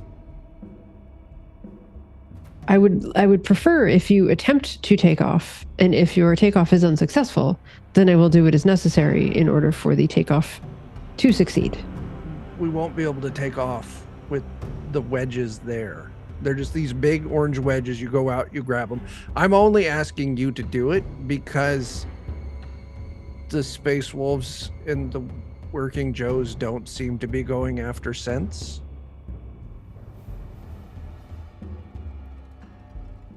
And would this go against anything that Arjun had observed thus far? You have not been attacked by any of these creatures yet, but you probably don't have probably have inconclusive data to make that conclusion. Can I roll like a piloting check or something just to? Yeah, you can. Whether he's bullshitting you, yeah, that's fine. Yes, please. Yeah. We all know he's Nothing bullshitting personal. you. It's But whether or not personal. Arjun was, Exactly. So my Okay. 3 agility and 0 piloting. Let's see got how this roll goes. Okay. No. Yeah. You have insufficient data regarding the creatures, but they are part of a survey team that has spent extensive amount of time out in the wild and probably has additional data from which he's drawing these conclusions. So it's a working hypothesis, but it is a sound one. And I'm assuming there actually are orange things. Like if I look out, there are actually orange things. Like it's not just this made up thing that like isn't even there. You rolled no successes on that pilot test. There's no. You're not a pilot, but hey, he's a worker. I don't recall seeing anything. You said it's orange. Orange, large. I don't recall. You were I was a probably little distracted by the corpses. I was quite distracted by the corpses and the space wolves. The space wolves. I would, Mr. Geralt, this is an acceptable use of my skill to remove orange. What did you call them again, Mr. Scooter? Chucks. They're wheel chucks. Not to be Wheel confused chucks. with other people, but they're called chucks. Orange wheel chucks. Mr. Geralt, this is a acceptable use of my skill. Like how there's wheel chucks on a shuttle that doesn't have wheels. It's just like an F-14. Okay. I mean, if they need to be removed, they need to be removed. This is something Jack knows nothing about. And Chris is very helpfully not part of this conversation. Mr. Geralt, you indicated that you had a firearm. Is that something that I would be able to take out for the success of this? Yeah. To ensure. Excellent. He just gives it over. Okay, so I have not the paralyzed dart, but I have the actual gun. Yeah, you got the actual revolver. Okay. Yes. Sweet. Okay. So you take the gun. The good thing is that you'd certainly you're not supposed to harm humans, but we'll say Exactly. you're getting handing over a gun. It's fine, but you're going outside and there's wolves out there. Okay, so you go the purpose outside. of it is the wolves. So Yeah, that's why she he's. does as it appears is necessary, looking very intently for orange items. Okay, so you go outside. You're looking around for orange items. Give me an observation test, and then Scooter, Krish, and Jack. What are you doing inside the shuttle? Locking the door as soon as the synth is gone. As soon as Arjun's out the door, I'm like, close the door and I'm taking off. Seriously? Yes. You're vicious. Scooter okay. was a synth, or Skeeter was a synth the entire time and tried to blow us up.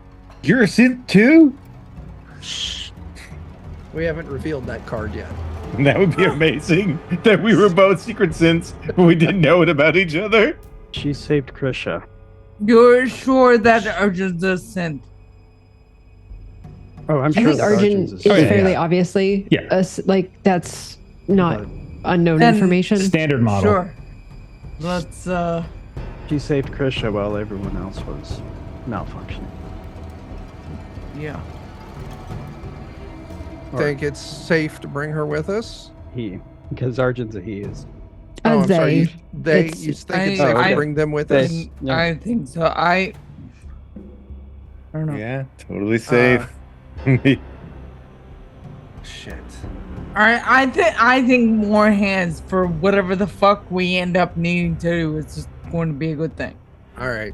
No way it could With backfire. that, I will bang on the window closest to like where Arjun is. And Wait Arjun to was come- focusing very Yeah. clearly on trying to find these orange things that don't seem to be visible, and so Yeah. it must be that they are. Okay, so as you're moving around the ship, you hear, and you look Yeah. over, and there are these space wolves that are like, "We're not fucking space wolves," and then they like charge at you. Is basically what happens. Honestly, that's not the voice I expected for this. We were not Hey, what the space fuck you guys wolves. doing? I'm doing? expecting. Get All right. Son of- Oh my god. Okay, so how did you do on your? Did you roll an observation test? Oh yeah, sorry. I was Yeah. trying to look to see if no analysis wouldn't go into effect on this, so it's just a straight observation roll. Okay. 2 successes. You do see them charging at you, so you do get Okay. to act. I'm gonna say you can act first before they pounce on you. They. Gosh darn it! They were given a task to do, and they don't recognize that this isn't a task. So is there, sorry to get into minutia here, is there sort of like a step down from like the landing pad into, like, would they be able to like no, get there's back not like up and struts shoot or anything. down? No, there's not struts. Like this is alien universe, so it's just big, blocky, and ugly, and it's sitting on the ground. Okay. What they would want to do is try to climb back up to be able to shoot down at them from the safety, like from inside, if that's possible. Okay, so you climb up, you grab like hold of like the door, and you just fire down. Okay, go ahead and roll a shot. So I don't have a which type of firearm was that, Mr. Girl, that you provided to Arjun? It's a revolver. 357. Mm-hmm. Okay. Got Drag it. that over on my sheet. All right. And While you're doing that, Jeremy, what is Skeeter up to next? Wow, this has been super successful. I You've feel like been such a very dirtbag. So next up, just to make sure that we ensure that everything else that I've done really takes effect long term, I am now depowering the medical hub. Okay, so So we the see, survivors won't find any support. so we God. see, So we see great. Skeeter I love this. wow. come out of the Apollo office. We see nerve gas swirling inside the control tower. We see like 5 bodies of technicians that have all died from this nerve agent. And you just casually come over and lift open the bar. And when you push out, you hear the sounds of gunfire and screaming. You see fires up here and there. You see people running as working Joes are just sort of moving really quickly at them. You also see some working Joes that are like smashing some of the vehicles, and others are just pulling apart various sections of the different buildings. You walk over to the medical hub, and you're able to very quickly and very easily, because there's so much panic that's happening, where people are like bringing in, they're bleeding here and there. Others are like sick. You can see people are like dripping this goo from their faces. Like like there's a whole wing where there's like a quarantine wing, and like everything's kind of absolutely falling apart. And you hear like Dr. Singh, it's like one of the medical doctors, it's like we got a bleeder in here, and people like screaming left and right. And you just casually walk past, you go over to its generator, and you just smash the shit out of that thing and just shut it completely down. And you just hear, and like all of the lights begin to flicker out, all of like the beep beep goes off as power to this thing, and all of the doctors, all of like the various medical professionals and stuff are freaking out as there's no power. Okay. Jesus. All right, Melissa, how did you do with Arjun's shot? It went wide.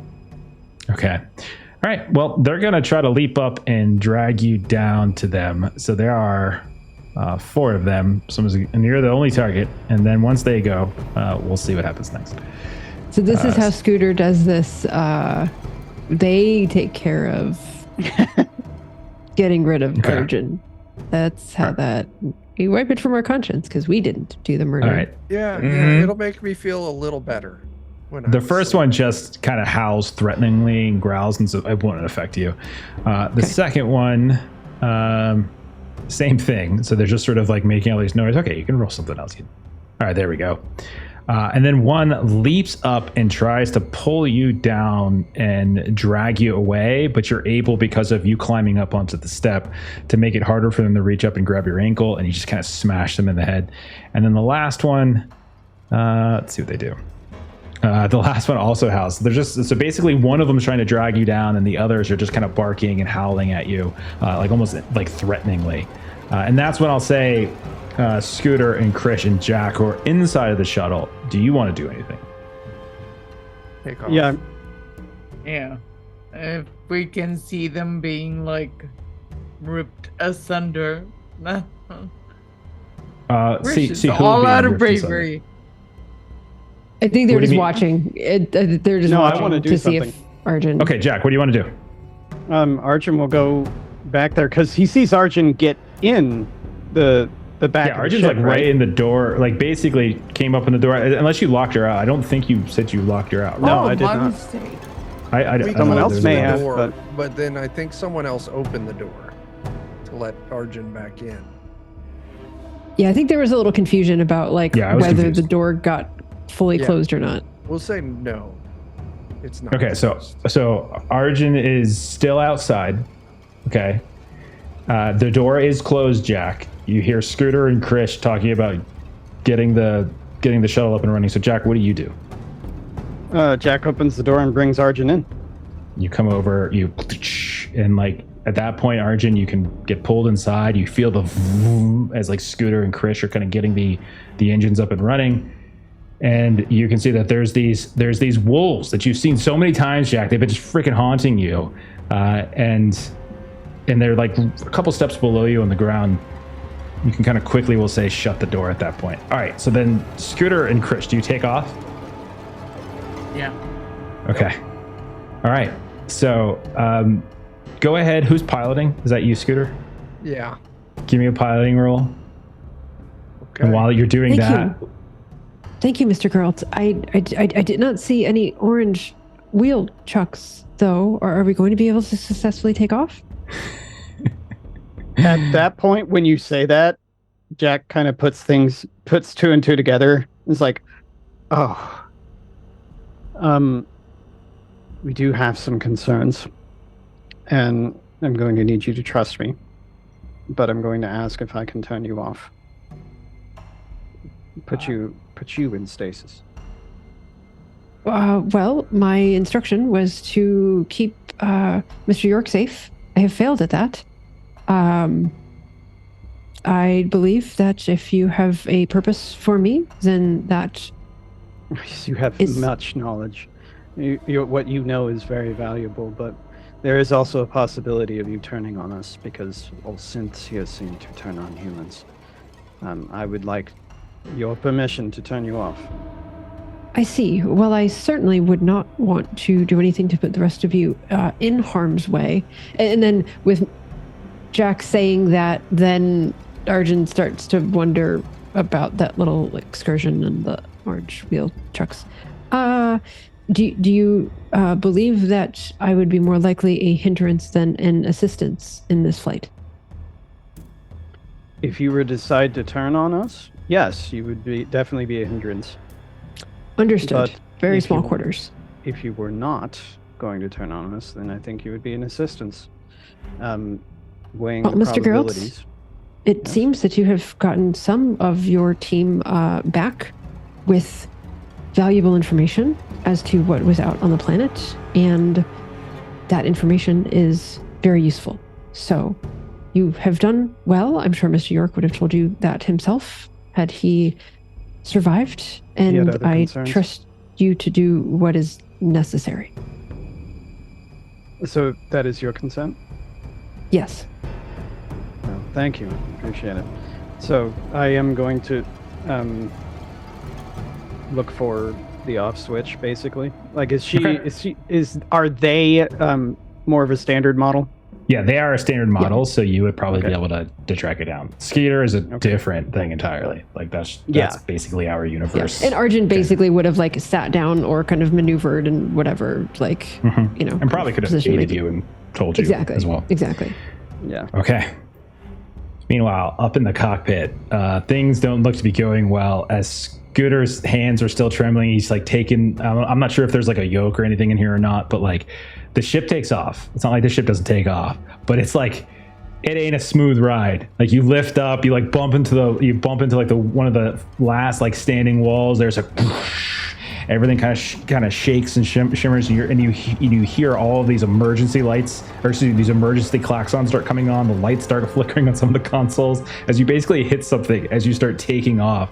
And so the four of you are ascending up into the sky with a now damaged shuttle, with your synth having just been shut down. Okay, Krish, you are in the assuming like you're kind of like in the other seat, basically. Give me a it's up to you. You can give me like an observation roll, comtech roll, anything like that is fine. Let's do observation. Okay. 1 success. One of the things you notice on the console is you can see that there it's like the equivalent of some kind of like basic radar system, like super simple. And you do notice that there appears to be a ping that that as the further and further up you go into the atmosphere, you can see the ping is becoming more pronounced. So you basically get the sense that you're not the only ship up here, or you're not the only ship kind of in the area. Like there does seem to be another sensor, a sensor ping somewhere in the upper atmosphere. Scooter, there's a thing on the thing. There's a thing on the thing. That is so well said. Points to what she's looking at. You know, as far as descriptions go, that was not a good one. I'm just going to keep going, and No, there's a ship. There's another ship. well, let's go get rescued. At this What? point, is Jack free? Jack is free. You've now, because this is probably taken a couple turns essentially as you guys have ascended. Scooter, my apologies for not picking up on what you were getting at earlier, but I have shut Arjun off. That's a fair middle ground and stuff. Hey, Jackboy, there's a ship. Do you have like call numbers from Six and Senior Bros or some shit you can call them with? It's an old one, but it should check out. So, Jack, you start running your old codes, but unfortunately, they don't in fact check out as you get no response.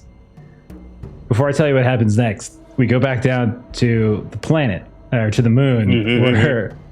What do we see Skeeter doing next? What's the next thing Skeeter's up to? The next thing to do, it's not as flashy as a nerve agent, but I'm going to go try and find a place where I can sabotage the atmospheric settings. So any place where survivors are huddling, I'll just make sure to turn off the oxygen. Mm-hmm. Oh my god. So there's all these different... Jeremy is my favorite. He is just... So there's all these different habs that are still surviving, where these people are huddling, barricading themselves as like the fauna of the moon have started to like overrun the place. And he just kind of goes up to each one of them and just shuts down the atmospheric workers. And so they're not getting oxygen. So it's just a matter of time, one way or the other. Okay. Oh, No one So- there to stop him. such a piece of crap. Oh my he's god. Moving about, the working Joes are kind of doing the same thing you are. You just see all these different synths, and you see some other synths too. Not just working Joes, but other folks that actually look like standard models, similar to Arjun. You see others that look just like normal people. You presume they were just normal people, but they just seem to be moving about. And every now and then there's this little glitch thing that comes on, like you can hear each of them seems to communicate. And that glitch seems to be getting like louder, and not only louder, but the signal is smoother. And you realize at a certain point, as all of you are moving about, it's almost like you're whistling, as all of you are just sort of playing this sort of fluty melody. And it's almost got this perfect harmony as you're just moving about, whistling, just wrecking things left and right and left and right.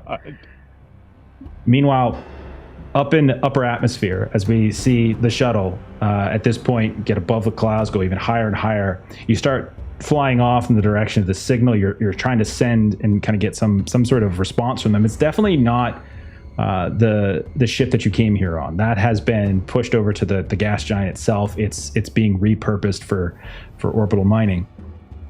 As you get close, stuff starts coming up on sensors. Like, it does not look familiar. Like, it is not like there's no recognizable like call signs and these types of things. And when you finally get a visual, you see what appears to be a massive, absolutely massive ship that appears to be in a horseshoe shape. It looks very similar to the shuttle that some of you had seen inside of the alien compound, except on a scale far higher than you could ever possibly imagine. And as you're hailing it, or as maybe you stop hailing it, you watch as it fires like one of these, there's like some sort of receptacle on either side of the stems of the horseshoe, and you see they open up and it fires these huge like orbs just eject from here, and they're bigger than your ship. And you watch as they fly down into the atmosphere itself, and they just explode. And there's this massive orange and red eruption from the ground where Skeeter is, Skeeter, you can look up, and all of you, the working Joes, everybody else suddenly turns up to the sky, just like you've been doing this whole entire time. And as like the whistling starts coming out of your mouths, that is now clear, is no longer staticky, we just watch as the entire atmosphere burns, this orange and red glow, as everything just seems to be cascading all around. And that's where we're going to go ahead and end this chapter of the campaign.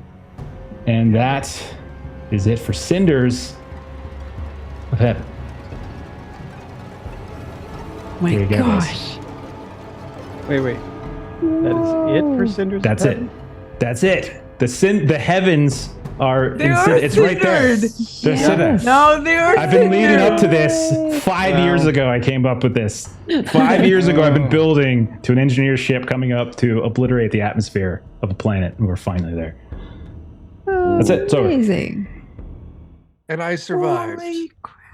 No, you didn't. Question mark? Yeah.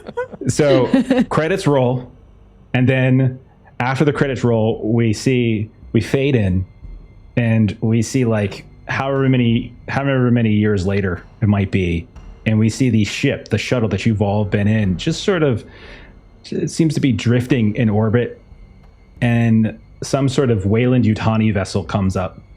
And you hear, and then there's like this little umbilical that comes out from this Weyland-Yutani ship, connects to the shuttle. And when the people come in, they kind of walk down the umbilical, and they open up the shuttle hatch. It is frigid and freezing cold inside. And when they start shining their flashlights around, they see all these various cables of ice just crisscrossing all over the shuttle. They see the frigid and frozen and the blue bodies of Scooter and Krish and Jack, and sitting off to the side, a fully intact, currently inactive Arjun model synthetic. And now that is the end of Cinders of Heaven. The end. Boom, done. You were saved, Arjun. Hey. You made it. I accidentally. That's the only one who died, and also the only one who lived. Oh my gosh. The Skeeter just end. running around being evil. It was so funny. Oh, I made that was so I made a great. chart for him. Evil Jeremy He gave is me a little my- chart to roll. I just had a little D12 I was Yeah. rolling. I was like, oh God. Oh God. Jam Yep. internal Oh, communications, God. sabotage colony vehicles, misalign the power grid, jam orbital my signals, God. sabotage Wow. atmospheric settings, lock down the habitat building, reinitiate working I Joes. feel Don't worry, like a different after working Joe took care nerve of that. gas, there was only one direction to That was go. Jeremy's spin. There's nothing on mine that says kill everybody with nerve Yeah. gas. That However, was just he like- does have a directive. Yeah. Yeah. I was surrounded by a bunch of people. That seemed like the most calculated, cold Yeah. way to deal with that situation. That is part of your agenda too, What though. a 'cause- great game. What a great game. You guys are amazing. So you had to, any human that potentially got in the way of you completing, you Mhm. basically had to get rid of them. So you were playing it perfect. Combination of, I was like, oh, I've got this thing hidden stash. Drops. Just They're in a Wow. contained area.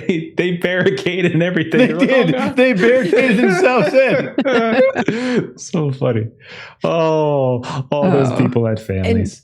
Chuck, I would Not not have been anymore. upset if you were just like, we're closing the door on Arjun. Like, I did Yeah. really enjoy that too. I know, it was funny. That's not the first time in one of these games someone tried to close the door on one of Melissa's characters and get her killed. Oh no. clearly, it will not be the last. Yeah.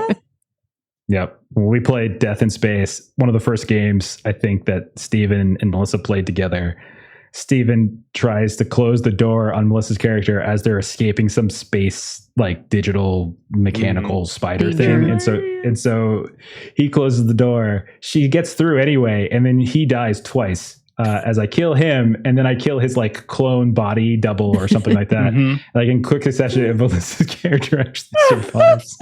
It's Amazing. so funny. So People funny. shut doors on me when they're in danger to save That's what it themselves. is. It's true. In real life as well. So, yeah. Anyhow, so that's it for this chapter. I don't know. I'm sure I'll run Alien again because I love Alien. So it's not like it's not really the end of Cinders. That Cinders I think is more just like our version of the setting at this point, more than like a campaign thing. It's more just because we have like random storylines here and there with different substances and synth stuff. Like we've gone far afield of canon, which is fine. But all right, thanks for indulging and getting that all done and let me do this because this is going to go out on YouTube, but we normally would stream. So I'm saying this for the benefit of people who are watching this later. But our streaming issues have been really spotty the last couple of days. So we recorded this offline, and we're going to be posting this on YouTube so everyone can kind of catch up and see it. So why don't we do our closing plugs like we normally would, since everyone's going to see them? So let's just do our normal closing plugs, and we'll get on out of here. So Chuck, what do you got going on? Because I think it's quite a bit. Too damn much. That's what it is. I got the channel Defenders of Cobalt Wednesday. I'm over the vid, so we're going to be returning to our Night Below campaign. On Friday, we're doing my Pathfinder 2nd Edition campaign, but I've also got a game out that you can buy right now called Teenage Odyssey. It's right there. Oh, Jeff's got to run away for it. It's fine though, because I know he's got it. Unlike my tray. Oh, All my copies are in the car because I sell them. That's fair. So yeah, go buy that on drive-thru. But also over on Cannon Otter, we're getting ready to launch the Kickstarter for my next game called Skin City. That launches October 1st. And like, I guess Adam, you came up with an idea on how to describe it, and you told me that if I didn't describe it this way, you were going to get back to using the bamboo splinters on my toenails again. So I will use your wording again, Adam. Okay. Imagine end of the world, last of the humans, hold up. In the last remaining bastion of humanity, it's called Skin City, this giant metropolis. All of humanity is there. Monsters of legend have returned, vampires, zombies, werewolves, everything out roaming the wastelands. And things are decently good, except for there's this new cult of skeletons led by a bone deity that keeps sneaking into Skin City and causing trouble. Just fucking shit up. And in Skin City, you will be playing as one of those skeletons. Yeah. Ooh. I still remember that campaign where that idea was the gestation of. It's a lot of fun. Yeah. It's awesome to see that you're making it into a game now. That's fantastic. Awesome. Yeah. I think you got you have the Kickstarter remind me page up, right? Or like the notify me page up. Yeah. So I'll drop that link in the description too for people. Cool. All right. Well, we're kind of still talking about Cannon Otter. So Adam, do you have anything else you want to add for Cannon Otter stuff? Join our Discord. We've got a Patreon as well if you want to get like early access, like previews as to what we're working on. The patrons already knew about Skin City for about a month now, right? I think. And as we start announcing more projects and that gets even longer out, then you'll get a lot of inside information there, and you'll be helping to support us so that our Kickstarter goals can come down in price as well. So those funds definitely help us. So come join us on Patreon. Awesome. All right, my Trey, can you tell us where you can be found on the internet and what you do? I am My Two Plays Games on YouTube, where I make system agnostic or multi-system content that centers the Doom Play experience by tabletops. And I'm really excited to be friends with Adam and Chuck and have them on shortly. And yeah, it's going to be She fun. likes this. Fantastic. On camera. Oh, okay. She's big timing you off camera. It is true. Like when we close the recording down, like my tray gets just fucking Flipping What birds a at us. diva, right? Oh my goodness. I'm really not comfortable with M&Ms that aren't green. Like that just That's true. That's true. Ruins the vibe. Awesome. Check the notes. I'll have links to everyone's stuff. As for us, internet issues notwithstanding, we are going to be trying to get to Star Trek again tomorrow night as Steven hops back into the GM seat for that, as we just finished up our first mission and we're starting up a new one. Thursday this week is National Talk Like a Pirate Day. And so last year we did a special Pirate Borg one shot. So we're going to do it again. So you're going to see the Simba Room crew is going to hop into Pirate Borg. And I'm probably going to get yet another TPK, I think. 2 for 2. And then Friday, we should be back to Dragonbane, which Aaron has been running us through. Kind of sort of touching on some Path of Glory stuff, but also doing a little bit of our own thing. And then Saturday, nothing, actually. We're off Saturday as I'm running something offline. But we will be getting back to Call of Cthulhu very soon. The 28th, I think, we'll be back to Call of Cthulhu. All right. That is it. Thanks for watching this, if you're watching this. And we'll see y'all later. Bye-bye. Bye.